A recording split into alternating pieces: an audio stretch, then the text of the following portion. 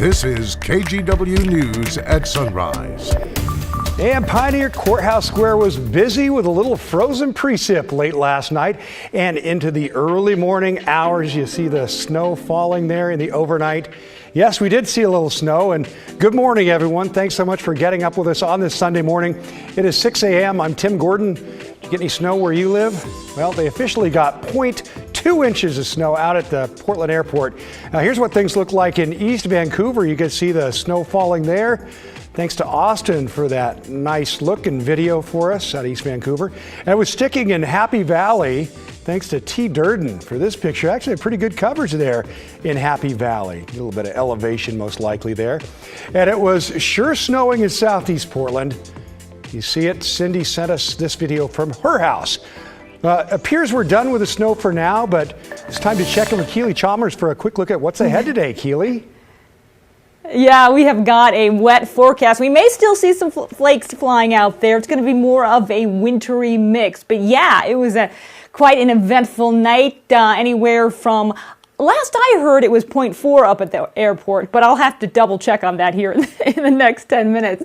To a half an inch to about 4 inches we got a report of in the higher elevations in southwest Washington. But out there right now, yeah, it is 36 degrees. It is raining here in the metro area. Here is how your day is shaping up. We've got showers throughout the day. So now the shift the focus shifts to the rain because we're going to get quite a bit of rain over the next 24 hours. So look at your weather headlines. Snow levels, they are rising. Moisture sticks around, wet, a little bit of snow mixed in this morning, possibly, but nothing sticky. And we're looking at a very rainy Sunday. We are warming up quickly this morning. We'll talk about where the snow will continue to fall and just how much rain we're looking at in the next couple of days. Coming up in just a bit. Okay, Keely, look forward to that. Thanks a lot. Well, let's turn to the pandemic now. Local businesses say something needs to change if they're going to survive. With the Omicron variant, they're seeing business slump again. So now some are pushing for federal lawmakers to fund more relief for restaurants and bars. KGW's Art Edwards has our story. SantaCon returned to Portland after a year away because of the pandemic. It's a day when people dress up in their favorite Santa attire and visit local restaurants and bars in downtown Portland. In past years, thousands have attended. Dan and Louie Oyster Bar on Southwest Ankeny has been around since 1907. It's benefited from the surge in Santas in the past. This year won't be the same. This year, I think we're all trying to be a lot more careful with what we do. So we're not going to just let people run amok in the restaurant. We have to kind of keep people socially distanced.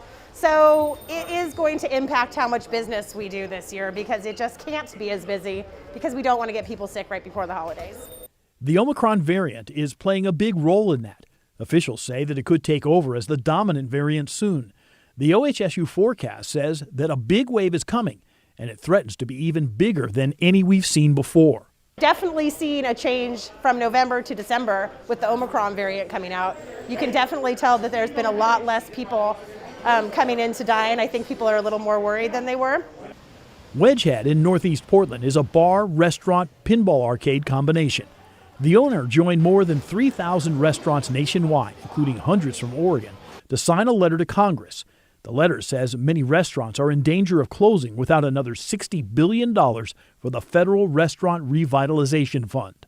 If we were to get that funding, I would give us a 9 out of 10 success rate for the future for the rest of COVID. I'd say without it, I would give our survival rates at maybe 3 out of 10, a 30% chance.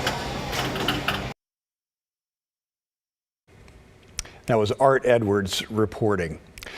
All right, moving on now. Their strike lasted less than 24 hours. Fred Meyer and QFC workers are back on the job after their union and the grocery stores have now reached a tentative agreement.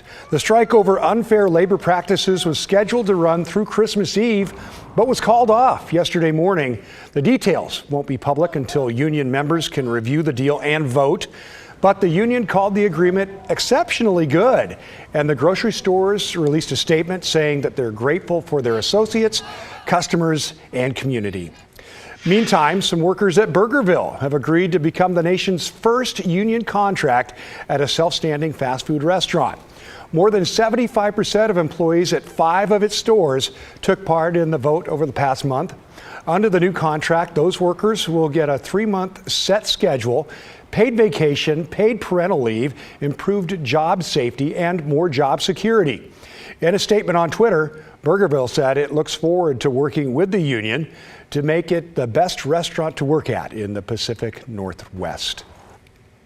Well, teachers and parents across Oregon say school staffing shortages are reaching unmanageable levels and hurting staff and students. Christine Pitawanich spoke with a state lawmaker who is trying to find solutions. Throughout the pandemic, there have been a lot of challenges when it comes to education. First, it was transitioning into distance learning, and since then, there have been a number of pandemic-related issues. One of the biggest right now, the educator shortage. I'm Michael Dembro, and I represent Senate District 23. That's much of Northeast and Southeast Portland. And I chair the Senate's Committee on Education. He's heard from educators throughout the state. Educators we've spoken with say school staffing shortages and stress related to issues in the classroom and COVID are leading to burnout, and in some cases, teachers leaving. While everyone's happy to be back in in-person learning, it has been a huge challenge. That's why Dembro decided to bring together a group of about 50 people to find solutions. So this group includes lawmakers, it includes teachers, it includes classified workers, it includes administrators. It's a large group, but we've broken it down into a series of subgroups. There are 8 or 9 subgroups. You know, there's one on special ed, there's one on substitute teachers, there's one on how do you deal with this challenge of teacher burnout? Their directive to come up with short-term recommendations. And those are going to be collected and will come together again on January 7th.